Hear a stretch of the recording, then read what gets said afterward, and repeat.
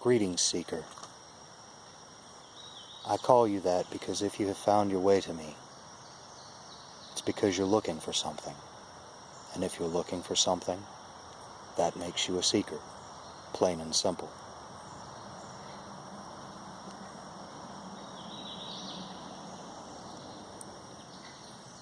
So what is it you're seeking?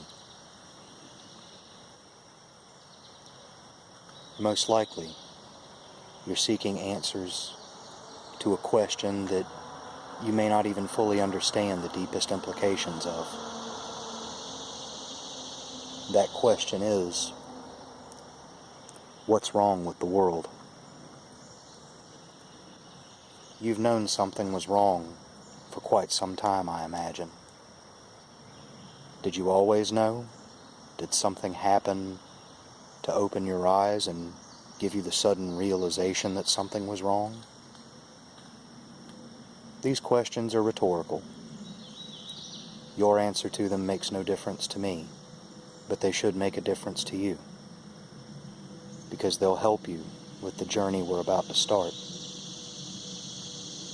Now, there are plenty of people out there that claim to have answers to that question and the many that follow. I don't have answers, and I'm not going to try to convince you that I do. What I have are ideas. Perhaps they're right, perhaps they're wrong. But they are what my instincts tell me, and that's what I am choosing to follow. And it is my honest hope that these ideas can some way help you. Perhaps give a little light on a darkened path. So let's start with the core question. What's wrong? Any student of history can look back in time and see that all great civilizations meet the same fate in the end. They fall. Time is not a line from start to finish, but it is a circle within circles, cycles within cycles. Every cycle has qualities unique unto itself, but follows a very similar pattern and flow as the cycle before it. Much like the farmer knows that as he plants tomatoes every year, not every tomato is going to look exactly the same from crop to crop. They'll all be tomatoes. They'll all bear seed and give fruit. They'll all die at the end of the growing season. But nevertheless, very seldom do two look exactly the same.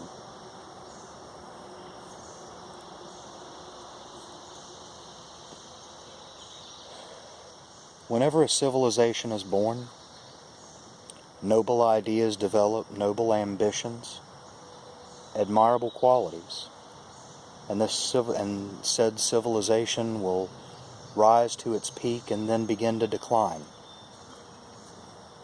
What causes the decline is a mix of complacency, hubris, the excessive arrogance, taking everything for granted, and succumbing to a false sense of superiority over other nations and civilizations, and even over nature itself. That's where we're at. And in short, that is what's wrong with the world. Now this is no new information. There are plenty of rational people that have made this exact same observation. Where we disagree is what the solution is. That is where my idea is a little different. Many people want to cling to the idea that the inevitable fall of a civilization can be avoided or can be prevented. And in the great flow of the cycles of time, defeating the inevitable fall is not the point. and should never be the goal.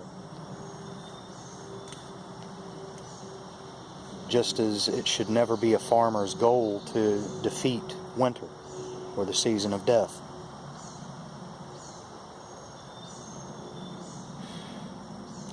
The goal of the farmer is to preserve the seed from the harvest so that when the season of death has passed, life may resume. Thus should be the goal in those who are witnessing the fall of their civilization. Our civilization did produce valuable ideas, good ideas. Were they always implemented in the right way? Of course not. We're human. We're not perfect. People make mistakes. People have flaws in their ideas and philosophies, and sometimes they fall short when implementing them.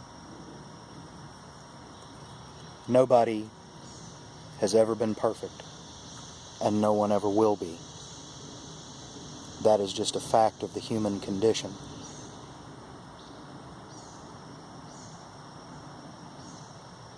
If what I'm saying resonates with you, and you feel connected to it, meditate on this idea that I have presented to you. Meditate in whatever way seems natural and appropriate to you. Meditate on the idea that the goal is not to prevent the end, but to survive it and prepare for a new beginning. I will share with you more of my ideas on how this can be done in time. But until then,